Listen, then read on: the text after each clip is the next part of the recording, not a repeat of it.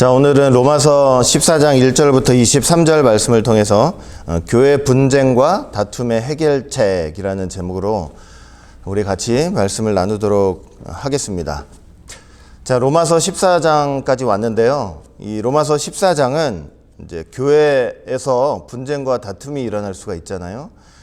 그 성도 간에 또 형제들 간에 갈등이 있을 수가 있습니다. 그런 분쟁과 다툼, 갈등에 대한 문제, 그리고 신앙 양심의 문제, 그리고 믿음이 강한 사람과 또 믿음이 연약한 사람 사이에 있는 그런 문제들.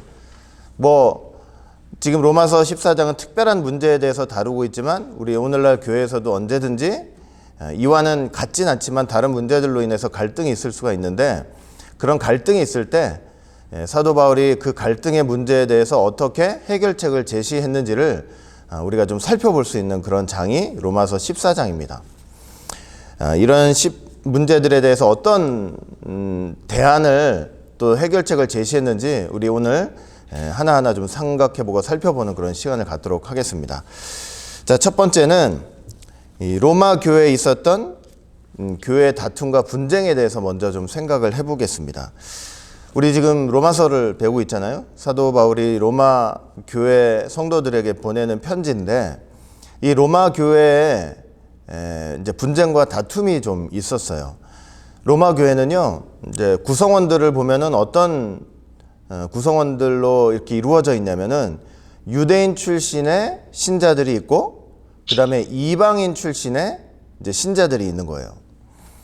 근데 유대인들은 여러분들도 너무 잘 아시다시피 이 음식 혹은 절기, 날, 여기에 대해서 이 유대교의 의식법을 따라서 철저하게 준수를 하던 사람들이었잖아요. 어렸을 때부터 아주 잘 지켜왔단 말이에요. 그렇게 잘 지켜왔던 그런 습관들이 아주 몸에 철저하게 배웠기 때문에 예수님을 영접하고 그리스도인이 된 후에도 그 습관들을 근절하지를 못했습니다. 그들 중에 어떤 사람들은 그런 습관들을 근절하기는커녕 아주 더욱더 그 습관에 더욱더 강하게 이제 집착했던 이제 사람들도 있었던 거예요. 로마서 14장 오늘 본문 보면 특별히 이제 음식과 절기에 관한 문제를 다루고 있어요. 이 사람들은 율법에 부정하다고 이제 정해놓은 그 음식들 있잖아요. 그런 음식들은 절대 먹지를 않았습니다. 그리고 구약에 여러 가지 절기들이 있잖아요. 유월절이니 칠칠절이니 장막절이니 이제 3대 절기죠. 이런 절기들이 있는데 이 유대인 출신 신자들은 예수님을 믿고 영접하고도 이 절기들을 다른 날보다 중요하게 생각하고 이 절기들을 지켜야 된다고 생각을 한 거예요. 자, 반면에 이방인 출신의 그리스도인들은 이제 어떻게 행했느냐. 애초부터 그런 훈련이 된 사람들이 아니었으니까 이 그리스도 안에서 유대적인 이런 의식법들이 폐지되었다는 것을 그들은 정확히 알고 있었죠. 분명히 깨닫고 있었습니다. 물론 여러분들이 오해하시면 안 돼요. 그리스도 안에서 이 유대교적인 의식법들이 폐지되었다는 것은 도덕법, 처음부터 하나님께서 말씀하셨던 그 10가지 말씀, 10계명, 도덕법이 폐지되었다는 것이 아니에요. 그 유대인들, 이스라엘 백성들에게만 있었던 독특한 그 제사법이라든가 그런 의식법들을 말하는 거예요. 이제 그리스도 안에서 그런 것들이 폐지되었다는 것을 분명히 깨닫고 그리스도 안에서 자유함이 있다는 것을 분명히 알았습니다. 그랬기 때문에 어떻게 했느냐? 혹시 율법에서 저건 부정한 음식이니까 먹지 마라 했던 그 음식 같은 것들도 그것을 가리지 않고 이제 먹었던 거예요. 그리고 절기도 유월절이니 이런 거 절기를 그리스도 안에서 이제 지켜야 되느냐, 그 문제에 대해서도 이제 자유롭게 되었다고 분명히 믿고 있었기 때문에 그 절기를 다른 날보다 중요하게 생각하거나 꼭 지켜야 된다고 생각하지 않았습니다. 그러니까 주일을 제외하고, 주일이야 유대인 출신 그리스도인이든 그다음에 이방인 출신 그리스도인이든 주일은 당연히 이제 새로운 법이죠. 그 주일을 지키는 데는 문제가 없었지만 이 절기를 지키는 문제는 이제 이방인들은 거기서는 자유로웠던 거예요. 주님이 주시는 자유 안에서 신앙의 양심대로 자유롭게 이제 모든 날을 갖게 여기면서 그렇게 살았던 것입니다.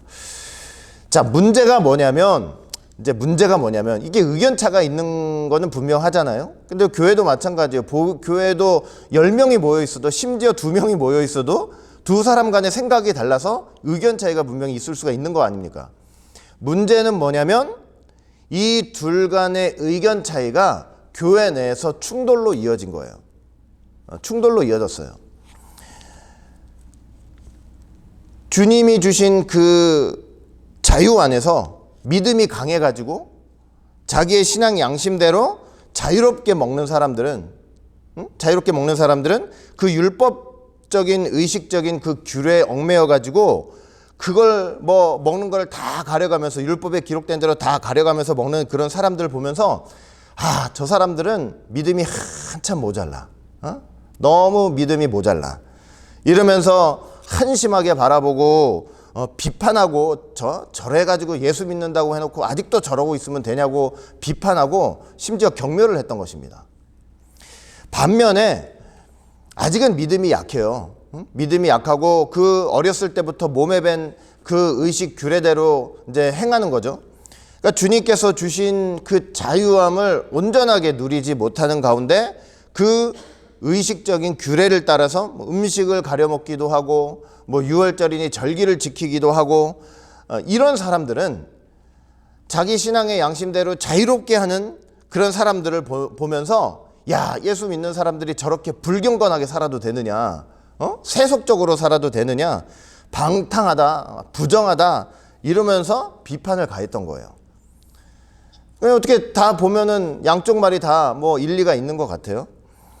그러니까 이런 비판과 정죄, 이런 충돌, 서로 간에 단죄하는 거, 이것이 교회에 아주 큰 분란을 가져오게 된 거예요. 의견 차이가 있을 수는 있어요. 그런데 그 의견 차이가 서로 간에 비난과 비판으로 이어지고 단죄로 이어지면서 이제 충돌이 일어난 거예요. 충돌이. 이제 언제든지 우리 교회에도 그런 문제가 있을 수 있는 거잖아요. 의견이 다른 사람들이 모여 있으니까. 자, 그러면 두 번째, 이 문제에 대한 바울의 견해와 권면은 도대체 무엇이었느냐 한번 알아보자는 거예요. 이제 어떤 해결책을 제시를 했느냐.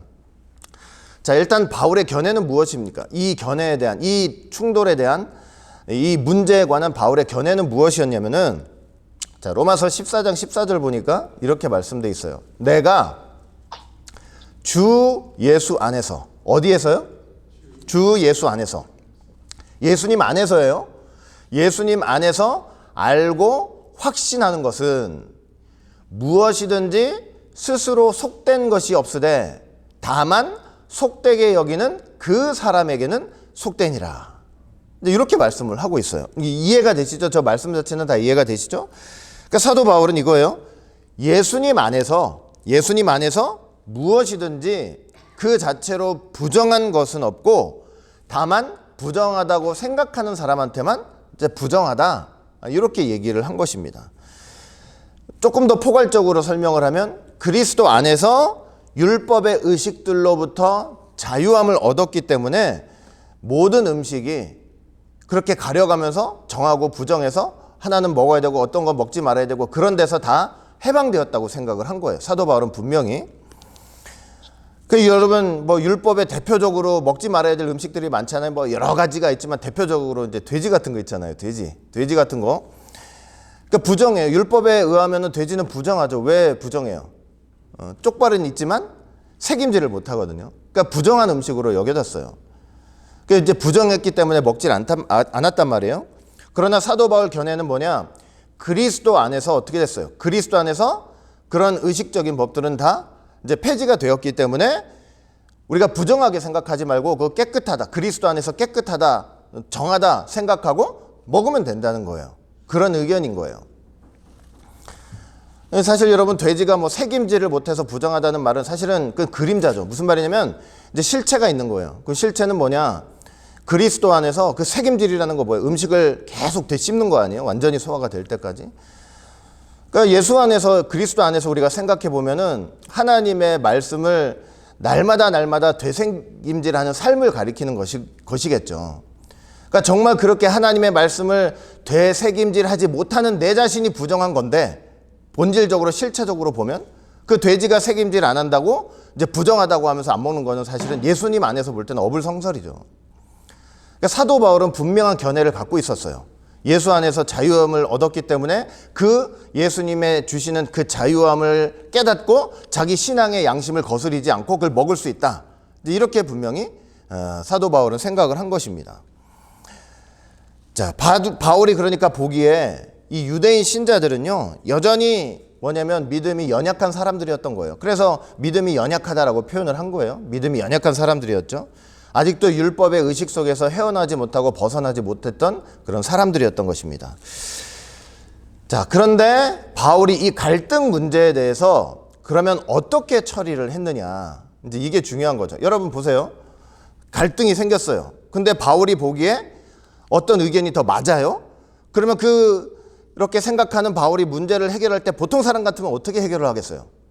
자기가 옳다고 생각하는 것을 가지고 틀리다고 생각하는 저 집단을 가르치려고 하겠죠. 너희들이 잘못된 거야. 너희들이 고쳐야 돼. 이제 이게 정상적 아니에요? 그런데 바울은 그렇게 하지 않았습니다.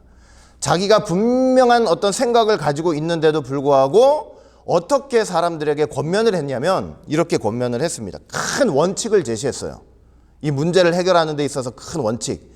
그 원칙이 뭐냐면 믿음이 연약한 사람들을 너희가 받되 그 의심하는 바를 비판하지 말라. 이게 대원칙이에요. 믿음이 강한 사람, 그래서 아무거나 막 먹을 수 있는 사람, 그 믿음이 강한 사람이 어떻게 하래요?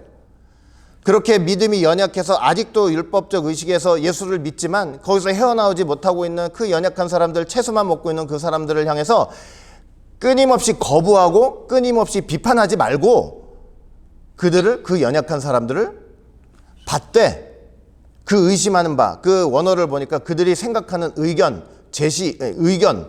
그들의 주장 이런 것들을 당장에 비판하지 말라. 이렇게 얘기를 한 거예요.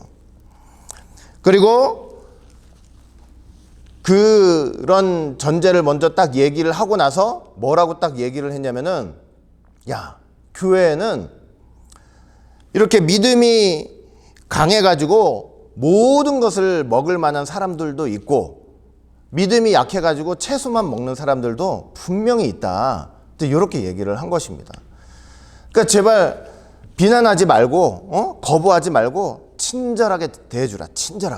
친절하게 대해주고 원수 대하듯 하지 말고 의견이 갈리는데 저게 원수가 돼버리는 거예요. 순간 원수가 돼가지고 원수 대하듯 그렇게 대하지 말고 내 형제로 받아들이고 그들이 생각하고 제시하는 의견을 당장에 비판하면서 너 잘못됐다고 비난하거나 경멸하지 말라. 이제 이렇게 얘기를 한 것입니다. 그러니까 우리가 어떤 문제가 일어났을 때 그 문제를 바라보는 우리의 시각 속에 있어야 될 대원칙이 바로 뭐냐면 믿음이 강한 사람들이 믿음이 약한 사람들을 향해서 어떻게 하래요? 그걸 받아주고 그 의견을 그 자리에서 단번에 비판하지 말라는 것입니다. 그게 문제 해결의 대원칙이 돼야 돼요. 문제 해결의 대원칙이 돼야 돼요. 우리는 어떻게 하고 싶어요? 저와 여러분들은 어떻게 하고 싶어요? 누가 내 의견이 달라요? 교회 내에서 다 의견이 달라? 그러면은 저 사람을 짓밟아가지고 다시는 일어나지 못하도록 그렇게 만들고 싶은 게 사람의 심리 아니에요. 그렇죠? 원수 대하듯이 대하고. 근데 절대 그렇게 하지 말라는 거예요. 그렇게 하지 말라. 뭐라고 말씀을 하느냐? 야, 믿음이 강해서 자유롭게 먹는 사람도, 그리고 아직은 연약해가지고 그걸 먹지 못하는 사람도 사실은 하나님께서 받아주신 사람들이 아니냐. 이렇게 얘기를 하는 거예요. 그러니까 문제가 발생했을 때 아우 꼴보기 싫어. 제가 나하고 생각이 틀리네. 이러지 말고 그 사람을 바라보면서 시각을 어떻게 바꾸냐면 이제 비판적 대상으로서 바라보지 않고 어떻게 바라보라는 거예요. 하나님께서 받아주신 사람으로 그렇게 바라보라는 것입니다. 이게 쉽지가 않지만 그렇게 하라는 거예요. 응? 여러분, 남의 종을 비판하는 사람이 없잖아요. 여러분, 내가 있고 다른 사람이 있는데 저 다른 사람이 종을 갖고 있어요. 지금 시대는 아니지만 다른 사람의 종을, 내 종이 뭘 잘못해가지고 뭐라고 혼낼 수가 있잖아요. 근데 다른 사람이 종이 있어요. 그럼 다른 사람의 종을 향해서 저거 잘못한다고 비판할 수 있습니까? 없습니까? 상식적으로 맞지 않잖아요. 그러니까 남의 종을 비판할 수는 없지 않는 것이냐. 사도 바울이 이렇게 얘기를 하는 거예요. 남의 종을 비판할 수는 없다. 이렇게 얘기를 하면서 그 종에 넘어지고 일어서면 다 그 주인한테 달린 것이다 이렇게 말씀을 해요. 그것은 결국 어떤 뜻이냐면은 마찬가지로 야 먹는 자도 믿음이 약해서 먹지 않는 자도 다 뭐냐면 하나님의 종이라는 거예요. 내 종이 내가 비판할 수 있는 그런 종이 아니고 다 하나님의 백성이고 하나님의 종이라는 것입니다. 그러니까 서로 간에 함부로 물어뜯고 짓밟고 경멸하고 업신여기지 말으라고 이렇게 권면을 하고 있는 거예요. 여러분 어떤 사람은 절기를 지켜야 된다고 해요. 예수 믿어도. 또 어떤 사람은 그리스도 안에서 절기가 폐지되었기 때문에 모든 날이 다 똑같다 이렇게 얘기를 해요. 그러니까 그걸로 분쟁하지 말고 그런 문제로 분쟁하지 말라는 거예요. 이걸 분쟁거리로 삼지 말라는 거예요. 그걸로 분쟁을 하지 말고 사도 바울이 뭐라고 그랬냐면 차라리 각각 마음에 정한 대로 하래요. 그 본인도 분명한 생각이 있잖아요. 이제 자유가 있기 때문에 지킬 필요가 없고 가릴 필요가 없다고 얘기하지만 이 분쟁을 해결해 나가는 가운데 있어서 뭐라고 얘기하냐면 그걸 분쟁거리로 삼기지 말고 마음에 정한 대로 행하라고 그렇게 말씀을 했어요. 여러분 이제 한번 생각해 보세요. 사실 한순간에 되겠어요? 이 유대인들이 아무리 예수님 믿고 그리스도인이 됐다고 해도 그동안 살아온 삶의 방식이 있잖아요. 그 어렸을 때부터 태어날 때부터 8일 만에 할례 받아가지고 온갖 그 율법의 의식과 규례를 다 듣고 배우면서 음식도 다 가려 먹어야 되고 그 돼지고기 먹으면 하나님께서 부정하다고 한 거 그거 먹으면 죽는 줄 알았을 거 아니에요. 예? 그런 삶을 살았을 거 아니에요. 그런데 그런 사람들이 예수님 믿고 영접했다고 단번에 그 삶이 그냥 왕창창창 바뀌어지겠냐고요. 유대인들 생각할 것도 없어요. 저와 여러분들도 마찬가지죠.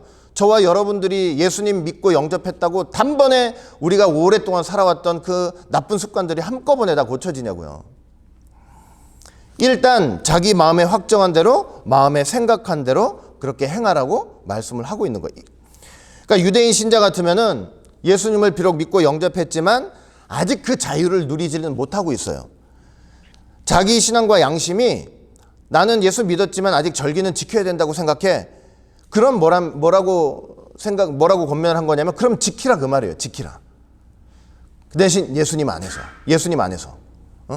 그리고 이방인 신자도 마찬가지고 이방인 신자도 예수님 믿고 모든 절기는 예수님 안에서 성취되고 폐지되었기 때문에 그 자유를 믿고 그 자기의 신앙 양심대로 난 지킬 필요 없다 생각하면 지키지 않으면 된다 이거예요.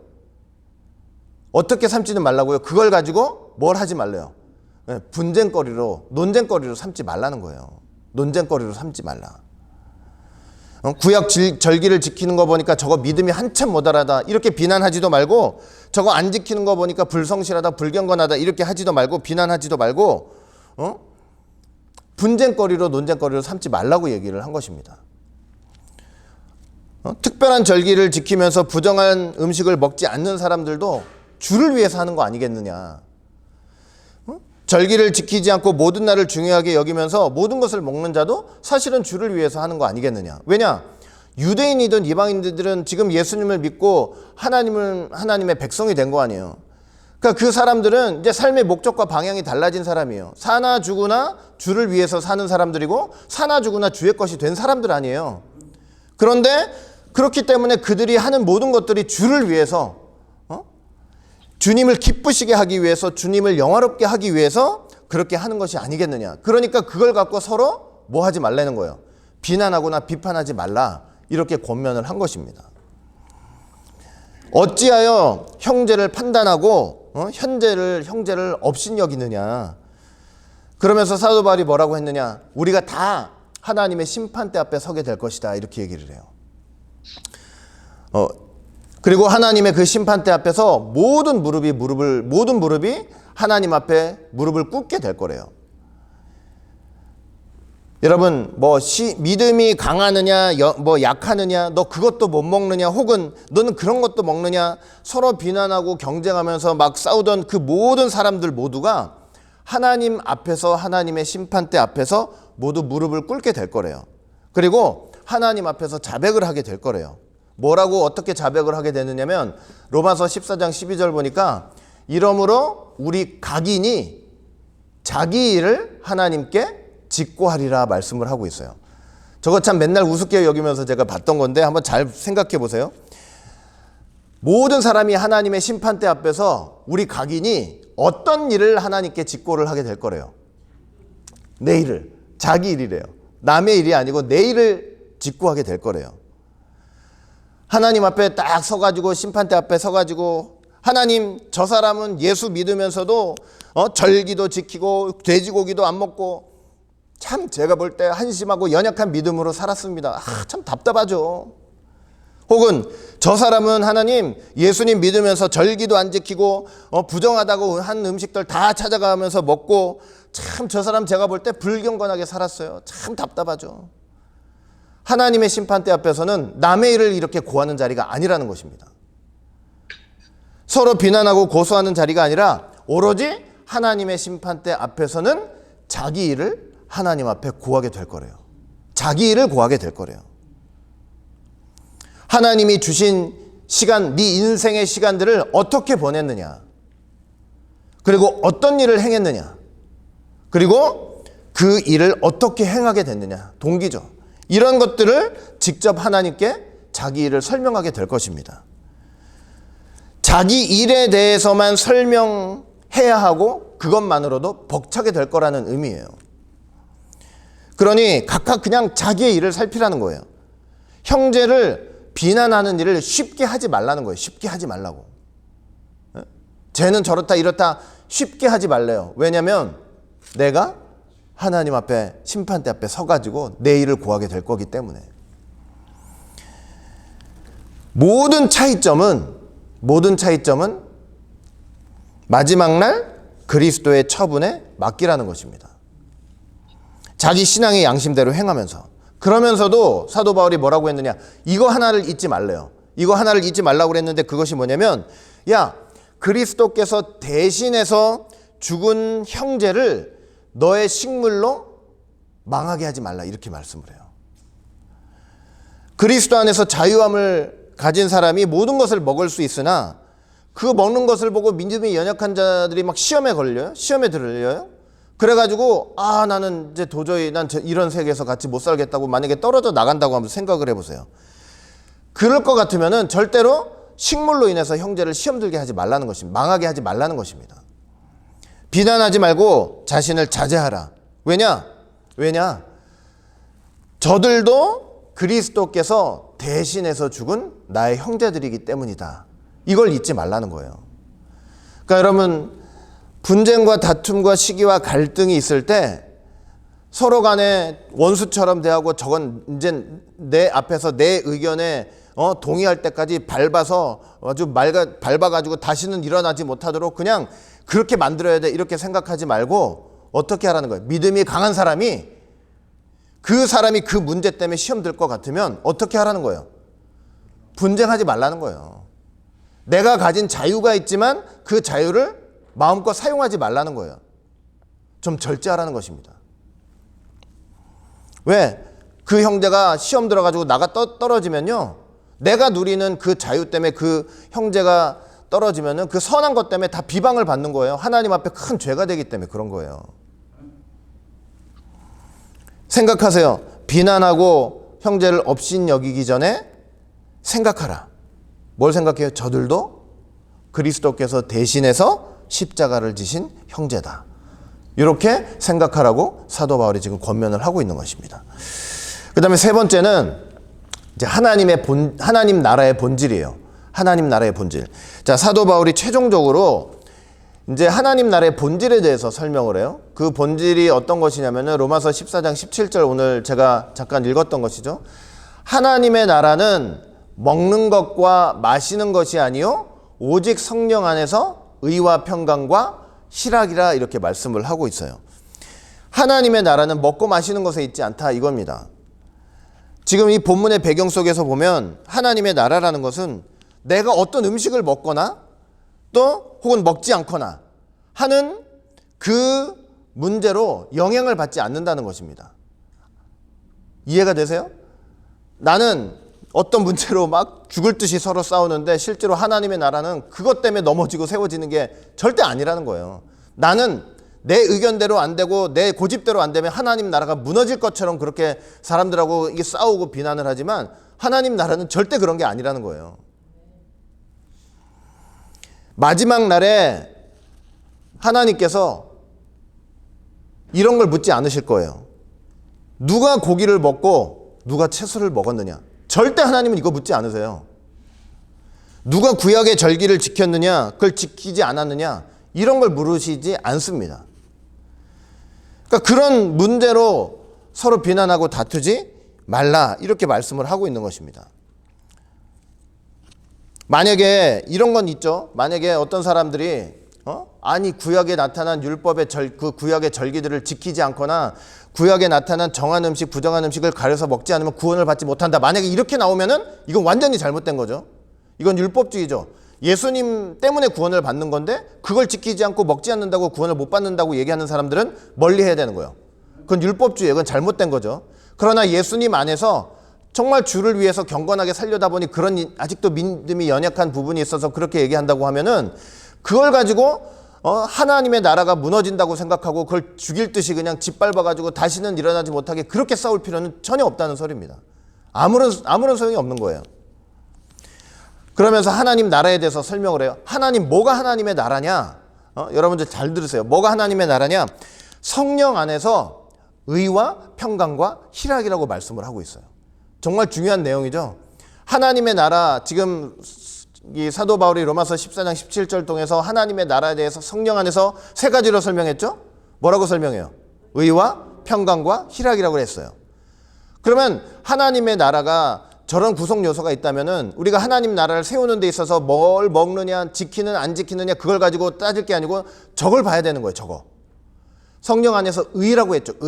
의라고 하는 것은 하나님과의 관계예요. 그러니까 하나님의 나라는 그리스도의 십자가 공로로 말미암아 의로움을 받았느냐의 문제예요. 그리고 끊임없이 하나님의 말씀과 성령으로 날마다 거룩해지고 있느냐의 문제인 거예요. 하나님의 나라는. 그 다음에 평강이라고 말씀을 하고 있어요. 평강이라는 것은 뭐냐? 형제들과 관련된 거예요. 내 형제들과, 나의 형제들과.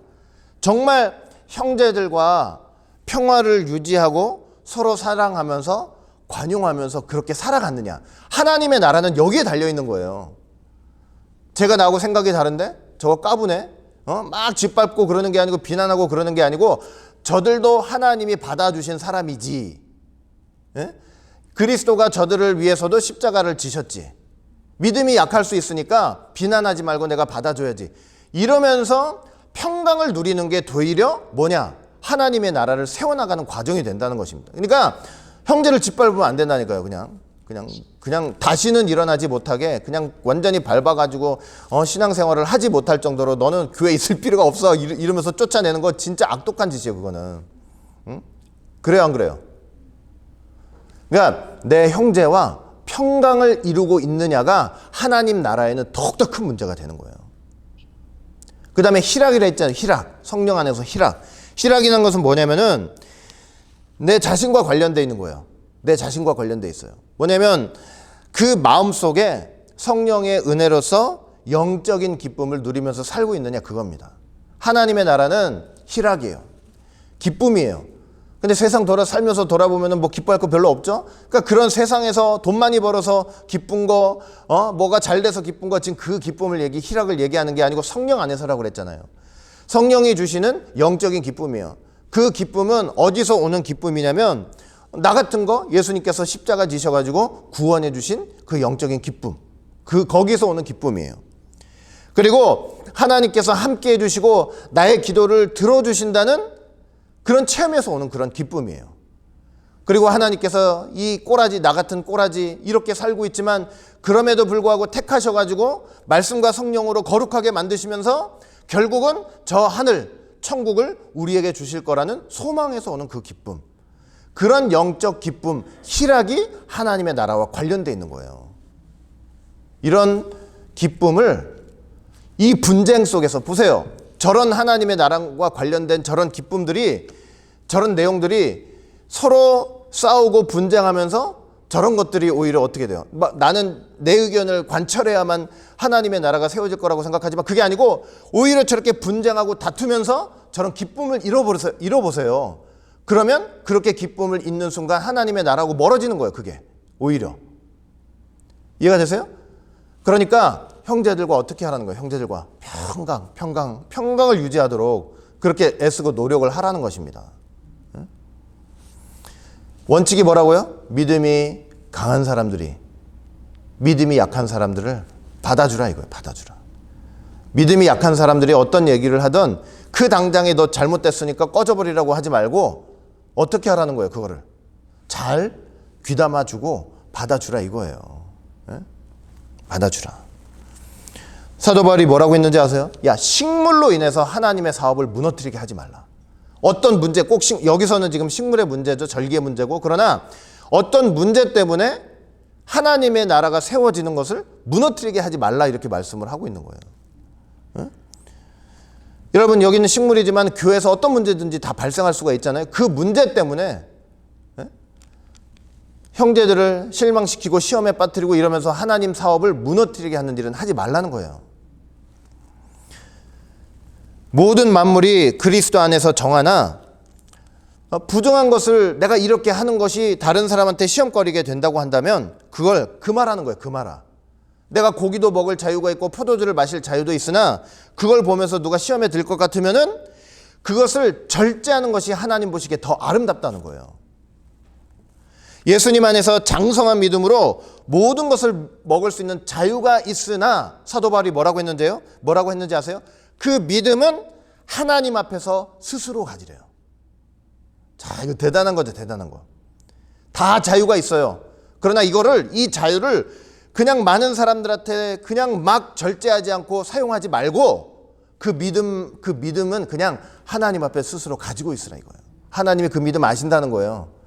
그러나 다른 이들을 위해서 어떻게 하라는 거예요? 절제하고 조절하라 이렇게 말씀하고 있는 거예요. 그게 바로 복된 사람이라고 얘기를 하고 있는 것입니다. 이 땅에서 하나님의 교회를 세우고 하나님의 교회, 여러분 이 교회 나오는 거지만 이게 지금 다 과정이 뭐냐면 하나님의 나라를 세우는 과정 아니에요. 이렇게 하나님의 나라를 세우기 위해서 내가 가진 자유를 무분별하게 사용하지 말라는 것입니다. 그게 잘못된 거예요. 그렇게 사용하지 않을 때 그게 복이 있는 사람이라고 말씀을 하고 있는 것입니다. 이것이 바로 뭐냐면 교회 진정한 이제 해결책이 되는 거예요. 알겠죠? 하나님의 나라는 다시 성령 안에서 뭐라고요? 의와 평강과 희락이에요. 이 내에서 형제들끼리 다투고 싸우는 거 그걸 무너뜨리는 거예요. 내가 저 사람 무너뜨려야 하나님의 나라가 세워질 것 같지만 아니, 그렇게 다툼을 하면서 하나님의 나라는 무너지고 있는 거예요. 그러니까 하나님이 받으셨기 때문에 저 사람 내가 아무리 봐도 저긴데 저 사람도 하나님이 받으신 사람이에요. 응? 그리고 예수님이 대신 십자가 지신 사람이에요. 그러니까 좀 부족하고 연약하더라도 어떻게 하라는 거예요? 그냥 자기 마음에 확정한 대로 그렇게 하는 거를 좀 지켜봐 주기도 하고 이렇게 하나님 말씀을 안에서 점차 말씀을 깨달아가지고 하나님이 주신 자유가 무엇인지를 확신하고 또 그렇게 확신해가지고 내 양심에 그걸 하더라도 꺼리낌이 되지 않을 때까지는 좀 기다려주고 기도해주는 것도 필요하다는 것입니다. 무슨 말인지 아시겠죠?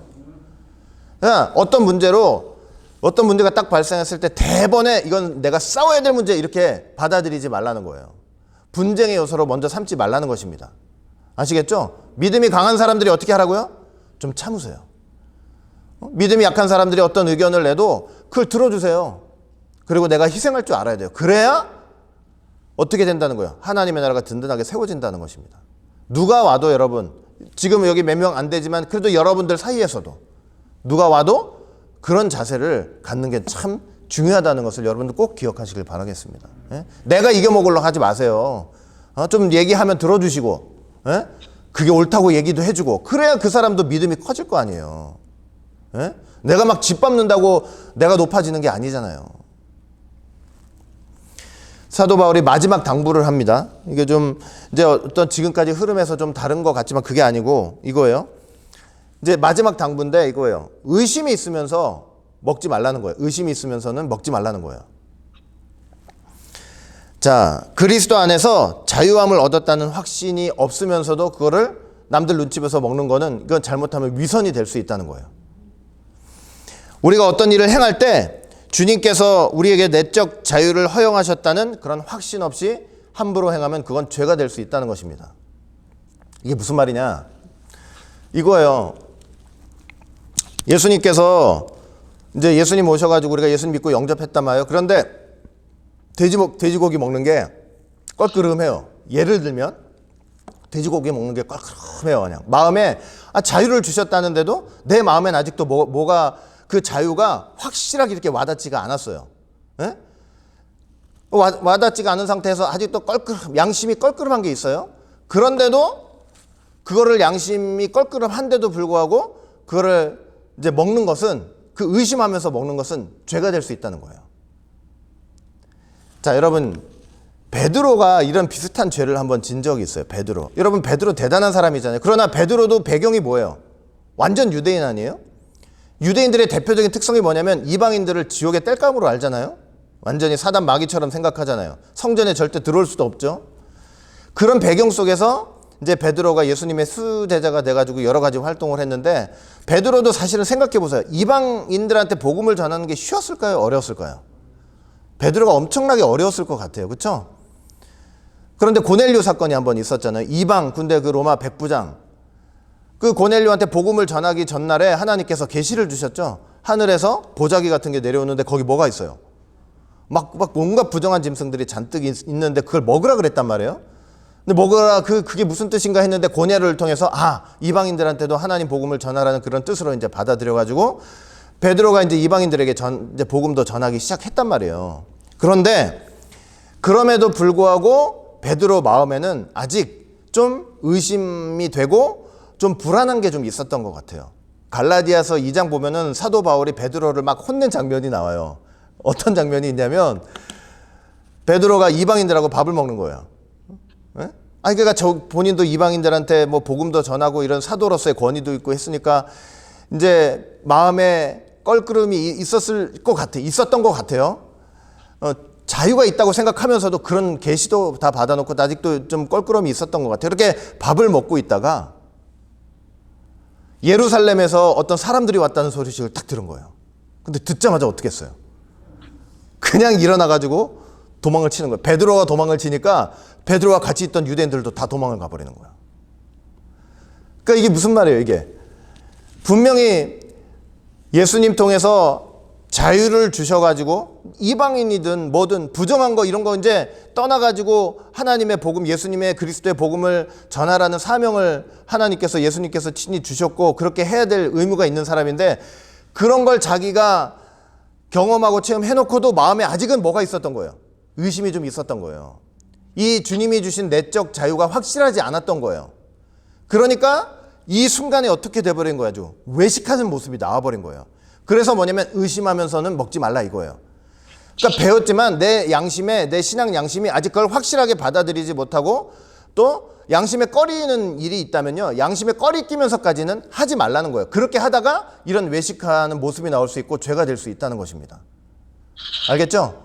그래서 그리스도인들이 행할 때, 어떤 이제 행동을 할 때 뭐냐면 믿음으로 행하라 이거예요. 주님이 주신 내적 자유를 내 안에서 완전히 확신하게 느끼고 성령의 역사로 완전히 확실하게 느끼고 체험하기 전에는 양심에 꺼리끼는 일이 있으면 함부로 행하지 말라, 이렇게 말씀을 하고 있는 것입니다. 아시겠죠? 그러니까 그렇게 하면서 이제 이 로마서 14장을 이제 마무리를 하고 있는 것을 알 수가 있어요. 자, 오늘 뭐 다른 결론은 아닙니다.